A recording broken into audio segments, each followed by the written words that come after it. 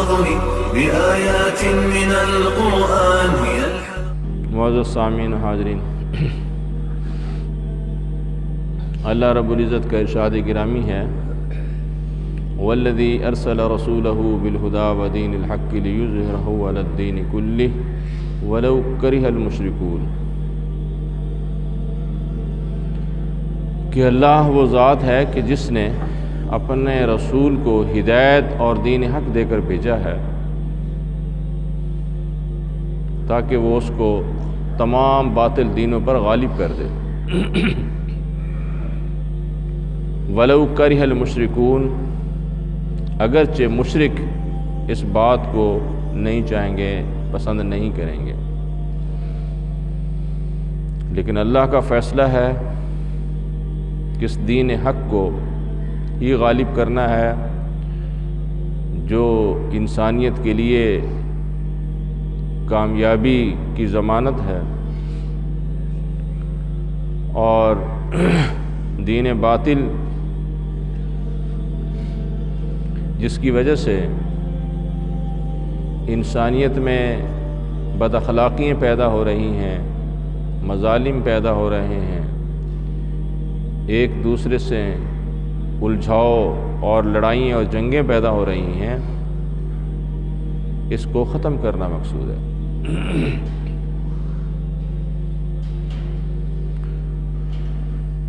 تو دوستو، دین حق دراصل وہ طریقہ زندگی ہے جو اللہ تعالیٰ نے دنیا میں چلنے کے لیے ہمیں عطا فرمایا ہے، کہ دنیا ہم نے تمہیں عطا فرمائی ہے، اس دنیا کے سارے وسائل اور ساری چیزیں تمہارے اقتدار اور اختیار میں ہیں، تو ان کو کس طریقے پہ استعمال کرنا ہے، اور پھر اللہ کا کیسے شکر ادا کرنا ہے، اور اللہ کی مخلوق کے ساتھ کس طریقے پہ آپ نے معاملات کرنے ہیں.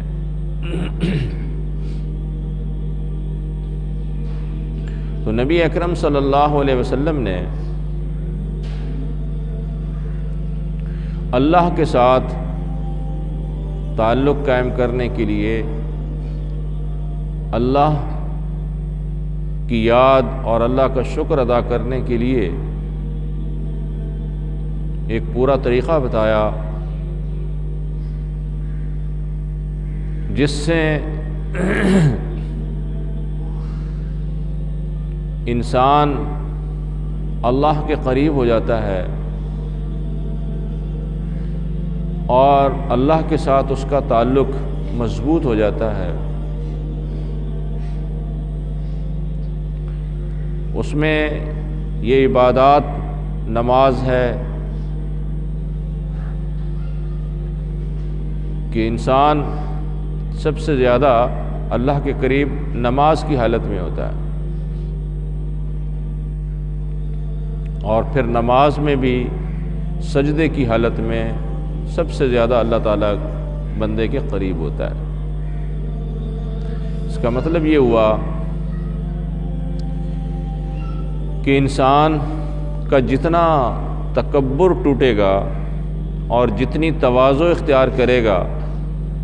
اتنا ہی وہ اللہ کے زیادہ قریب ہو جائے گا. سجدے کا مطلب کیا ہے کہ انسان اپنا سر، اپنی پیشانی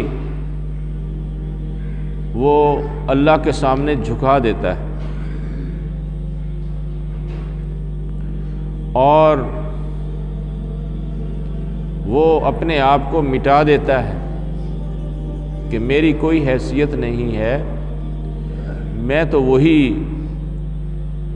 مٹی کا ایک روڑا ہوں، اور اس کے علاوہ میری کوئی حیثیت نہیں. باقی جو کچھ بھی ہے وہ تو میرے خالق کی کیا ہے، تخلیق ہے. الحلقات تحفظ تحفظني بآيات من القرآن. هي الحلقات تملأني بحب المصطفى العدنان. هي الحلقات تحفظني بآيات